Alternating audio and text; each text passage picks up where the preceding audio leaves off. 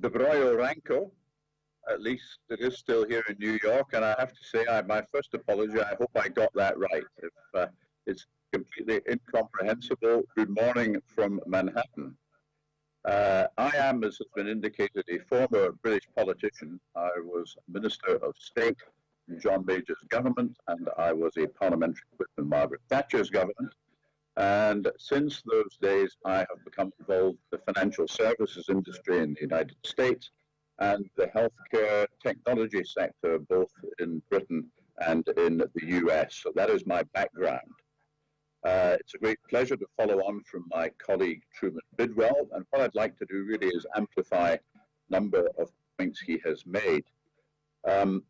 Understanding what the context of your conference today is, I think there's probably some irony of a Brit like me speaking to you about improving stability in the Ukraine, while his own country seems to be falling by the hour apart at the seams. And that irony is not lost on me.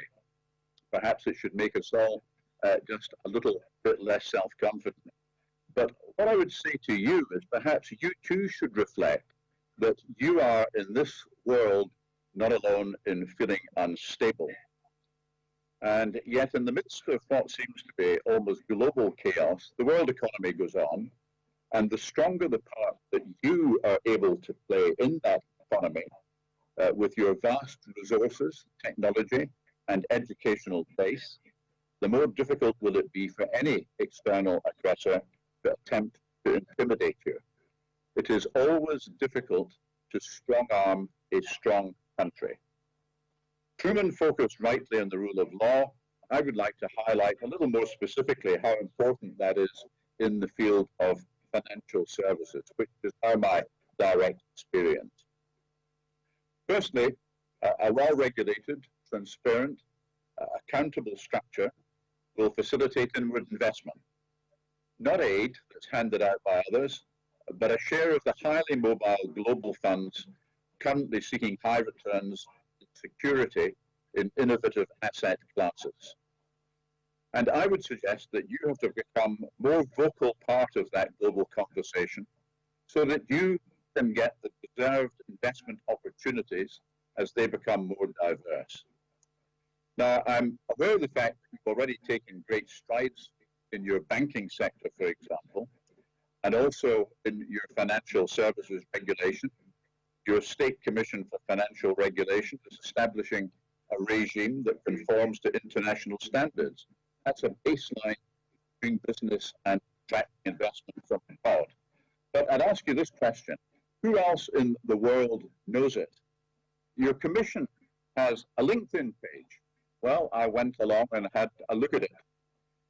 If that's your global portal on how you do business in the Ukraine, there is some work to do.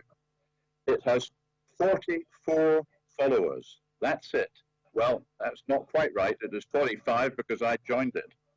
And the link to its own website doesn't even work. I think what this emphasizes is that you need a plan to do this better, to spread the message of what is happening in Ukraine.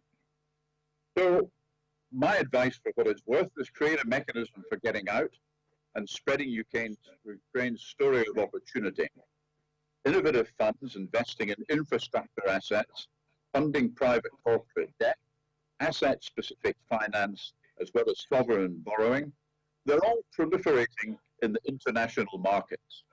And those investors who are keen to find a secure home for their funds need to know who you are and that it is safe business in today's Ukraine. Also, make Ukraine a place where people in the global community can invest easily. You have the ability to develop new platforms and jump on new technology. Use modern digital sales platforms, for instance, helping to launch something like themed index funds playing to your strengths and to your economic skills. And also, you have a great opportunity to bring those technologies not only to people investing from abroad, but people investing increasingly from within, especially your young people.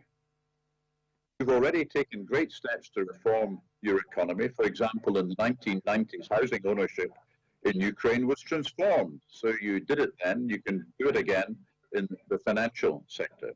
The next logical step is to widen ownership of productive assets of the country's balance sheet and encourage investment vehicles that can provide capital for innovative startups. Maximize the potential of your excellent research capacity. Many investment funds nowadays are allied to cutting-edge ideas in science and technology. You have lots of them. Your National Academy for Science, for example, has over 150 research institutes under its wing. Forge close links with the many financial services organizations that serve that community across the globe. One example, I'm a director of something called the Mutual Fund Directors Forum, which is based in Washington, D.C. We represent the independent directors of U.S. mutual funds with trillions under management. They must be open-minded enough because they've appointed a Brit to their board, which is quite unusual. And we don't do anything fancy, but we maintain close contact with the Securities and Exchange Commission in Washington to monitor and help securities regulation policy, and we provide a platform, and I think this is particularly important for you in the Ukraine to understand, for independent mutual fund directors across the US to share ideas and to network together. Such organizations with an organized approach from you are excellent first ports of call to develop networking opportunities. And that's only a start. To be honest, I would rather be sitting around that table with you today than using technology, which never seems to work perfectly. I can't say from my contacts with my continuing political colleagues that our hearts are very much with you in your enterprise of continuing to build your great country and to resist depredations on its borders and beyond. And I just hope that we in the West have the strength and the courage to support you when that is necessary. So what I've outlined this morning are really highlights only, but I hope they will help stimulate the important conversation you are having today. Dia Kuyu, and I hope that's right as well. Thank you.